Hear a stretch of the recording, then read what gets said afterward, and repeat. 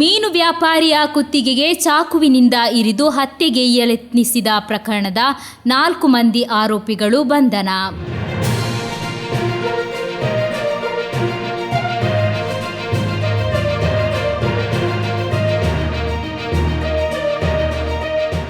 ಭಾನುವಾರ ರಾತ್ರಿ 12 ಗಂಟೆಯ ಸುಮಾರಿಗೆ ಬದಿಯಡ್ಕ ಸೀತಂಗೋಳಿ ಸಮೀಪ ಸ್ಥಳೀಯ ನಿವಾಸಿ ಹಾಗೂ ಮೀನು ವ್ಯಾಪಾರಿ ಅನಿಲ್ ಕುಮಾರ್ ರವರ ಕುತ್ತಿಗೆಗೆ ಚಾಕುವಿನಿಂದ ಇರಿದು ಹತ್ಯೆಗೈಯತ್ನಿಸಿದ ಪ್ರಕರಣದ 4 ಮಂದಿ ಆರೋಪಿಗಳು ಕುಂಬಳೆ ಪೊಲೀಸ್ ಠಾಣೆಯಲ್ಲಿ ನೇರವಾಗಿ ಪೊಲೀಸರ ಮುಂದೆ ಶರಣಾಗಿದ್ದಾರೆ.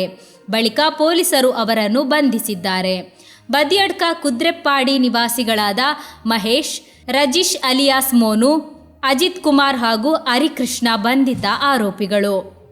ಈ ಪ್ರಕರಣದ ಆರೋಪಿಗಳ ಪತ್ತೆಗಾಗಿ ಪೊಲೀಸರು ತೀವ್ರ ಶೋಧ ನಡೆಸುತ್ತಿರುವುದನ್ನು ಅರಿತು ಬಂಧನದಿಂದ ತಪ್ಪಿಸಿಕೊಳ್ಳಲು ಸಾಧ್ಯವಾಗದ ಸ್ಥಿತಿ ಆರೋಪಿಗಳಿಗೆ ಎದುರಾದ ಹಿನ್ನೆಲೆಯಲ್ಲಿ ಬೇರೆ ದಾರಿ ಕಾಣದೆ ಆರೋಪಿಗಳು ನೇರವಾಗಿ ಪೊಲೀಸ್ ಠಾಣೆಯಲ್ಲಿ ಶರಣಾಗಿರುವುದಾಗಿ ತಿಳಿದುಬಂದಿದೆ.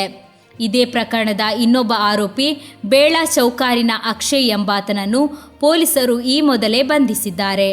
ಬಳಿಕ ನ್ಯಾಯಾಂಗ ಬಂಧನ ವಿಧಿಸಲಾಗಿದೆ. ಈ ಪ್ರಕರಣದಲ್ಲಿ ಒಟ್ಟು 13 ಮಂದಿ ಆರೋಪಿಗಳಿದ್ದು, ಇತರ ಆರೋಪಿಗಳ ಪತ್ತೆಗಾಗಿ ಪೊಲೀಸರು ಶೋಧ ಕಾರ್ಯಾಚರಣೆಯನ್ನು ಇನ್ನಷ್ಟು ಚುರುಕುಗೊಳಿಸಿದ್ದಾರೆ.